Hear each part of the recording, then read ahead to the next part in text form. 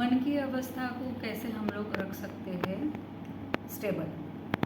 Okay, तो उसमें क्या है कि 50 एज तक पहुंचने वाली जो ही महिलाएं हैं, उनका हार्मोन इम्बैलेंस हो चुका रहता है और काफ़ी वो ऐसे अपने परिवार से भी उनकी निवृत्ति हो चुकी रहती है कि जहाँ पे उनकी ज़्यादा ज़रूरत नहीं रहती है, और शरीर के माध्यम से भी उनको ये एहसास होते रहता है कि अभी मेरे शरीर में कुछ बदलाव आया हुआ है, कि उसकी वजह से मेरा शरीर ज़्यादा एट्रैक्टिव नहीं लग रहा है। तो वो एक मानसिकता उसकी धीरे धीरे डेवलप होती है।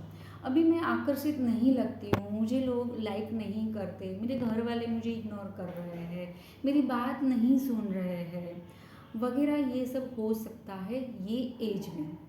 तो ये क्यों हो रहा है ना, वो जानबूझ के वो लोग नहीं कर रहे हैं, ये प्रकृति का नियम है। जो प्रकृति 13-14 साल की बच्ची में आती है उसको मेंसेस्ट्रुअल पीरियड स्टार्ट होते हैं, और फिर बाद में 30 इयर्स के बाद में मेंसेस्ट्रुअल पीरियड ख़त्म हो जाते हैं। तो वही निवृत्ति हो रही है प्रकृति की हमारे शरीर से, तो उसी की इफ़ेक्ट हमारे माइंड में होती है। जो शरीर में हो रहा है उसकी इफ़ेक्ट माइंड में होने ही वाली है। तो यही मेरा एक मैसेज है कि इसको थोड़ा सा इग्नोर किया जाए और हम इस तरफ ध्यान दें कि अभी मैं ये अवस्था के साथ में इसको चैलेंज के हिसाब से लीजिए कि अभी मेरे बच्चों को या मेरे हस्बैंड को, इन लोगों को मेरी अभी ज़रूरत नहीं है, मेरी यहाँ निवृत्ति हो रही है। तो मैं अभी जो कुछ मैं करना चाहती थी, जो कुछ रह गया हुआ है और जिसके लिए शायद मैं यहाँ आई हुई हूँ, ऐसा हम अगर मानते हैं कि कॉस्मिक एनर्जी हमारे में है और मैं उसके लिए मेरा यहाँ जन्म हुआ है, तो उसके हिसाब से आप थोड़ा सोचते जाइए।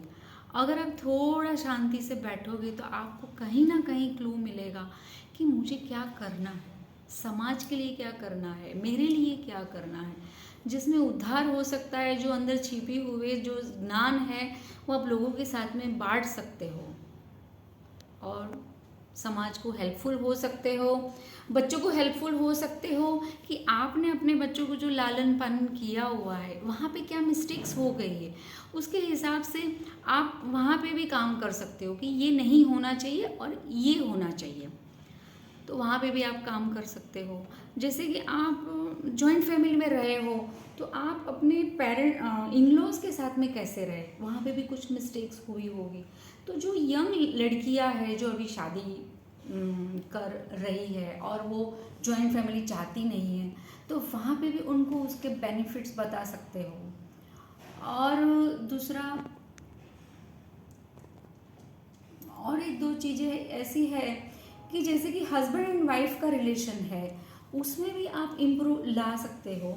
कि जैसे कि पुरुष जो है वो हमेशा डिमांडिंग रहता है और महिला जो है वो ऐसे रहती है कि चलो ठीक है चलेगा चलेगा, लेकिन बताया क्या जाता है पिक्चर कि महिला डिमांडिंग रहती है, लेकिन एक्चुअली ऐसा नहीं रहता है। क्योंकि स्त्री की संतुष्टि संतान होने के बाद में हो जाती है। अच्छा। फिजिकली सबकी अलग अलग प्रायोरिटी रहती है और सबकी अलग अलग अपनी सेटिस्फेक्शन रहता है, लेकिन स्त्री की संतुष्टि हो जाती है। ओके, तो मानसिक रूप से पॉजिटिव होने के लिए क्या करना चाहिए? हाँ, मानसिक रूप से पॉजिटिव होने के लिए कि ये जो हमारे अंदर की जो प्रवृत्ति चल रही है उसको थोड़ा सा, जो नेगेटिव है उसको इग्नोर कीजिए, थोड़े टाइम के लिए इग्नोर कीजिए, ज़्यादा उस पर ध्यान नहीं दीजिए।